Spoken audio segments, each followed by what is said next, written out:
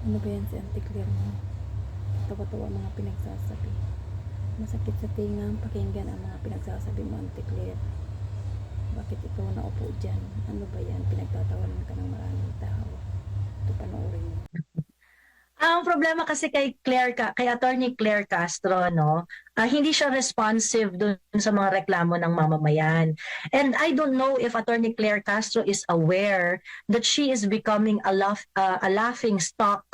At Madam, alam ko meron po kayong pamilya, meron kayong ano. I don't think this is something that you want yourself to be remembered. Na every time na nagsasalita si Claire Castro, she is actually gaslighting the issue, the legitimate issue of ordinary people.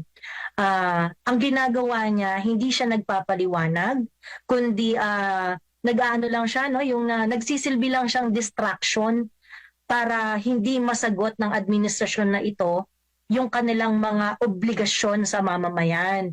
Uh, I, I do not know if Claire Castro is proud of what her doing. Um, na ano ko na na hindi ako sure kung ano ba yung nakukuha niya for doing all of this. Kasi I'm pretty sure, alam na alam ko na alam niyang mali yung ginagawa niya. This is not supposed to be the job of the speaker of the communication officer of Malacanang.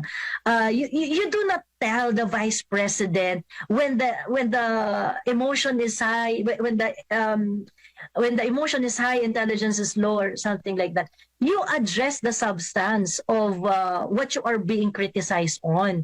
Hindi yung mga ganyan na mga palengkerang-palengkera yung dating lang ni Attorney Claire. And I think yun talaga yung intention niya. At baka naman kasi talaga hinar siya ng Malacanang para magkalat ng ganyan dahil they cannot explain anything to the people. They do not really like accountability. They do not want to explain.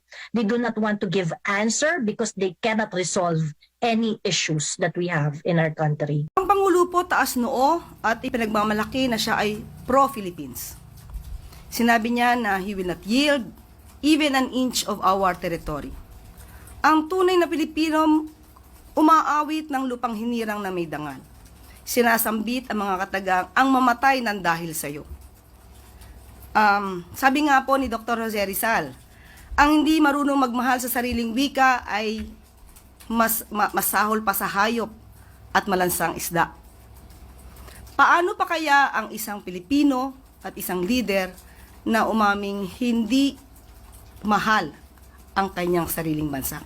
Ano kaya ang kanilang amoy? Ang Pangulo ay gumising ng maaga kahapon. Pumunta sa Tarlac, nagtrabaho, nagutos, hindi nagbakasyon, at binantayan ang pagkasira ng illegal na droga. Nais ng Pangulo na masawata ang ang illegal na droga sa ating bansa. At ang pagtatrabaho po ng Pangulo ay dapat maramdaman ng tao. Hindi po ito pang photo ops lang. Ito ay nagsisilbing babala sa mga kriminal. At nagsisilbi rin po itong inspirasyon sa taong bayan na nagdanais na masawata ang illegal na droga. Mas maganda po siguro talaga na pasinayaan at makita mismo ng Pangulo ang pagsira sa mga illegal na droga na ito kesa po walang gawin sa mga nawalang illegal na droga sa magnetic lifter. Kailan nga po ito nawala? 2018? Yan.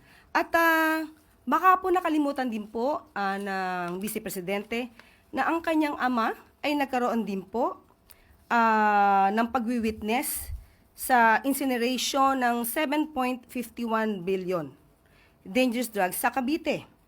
Ito po, baka po nakalimutan niya po ito. Baka pwede nating palakihan. Kailan po ba ito? Wait lang. 2020 lamang. So, baka nakalimutan po ito ni Vice Presidente. So, ang pagtatrabaho po naman ay hindi dapat itago. Dapat nakikita ng taong bayan. Dapat nagre-report ang Pangulo sa taong bayan. Ayan, diba? Bakit kaya yung mga pananalita niya ang sakit sa tenga? Ang sakit sa ulong uno. Magulo. Magulo pa sa bulbul mo, Auntie Claire, ang mga pinagsasabi mo. Wala sa linya.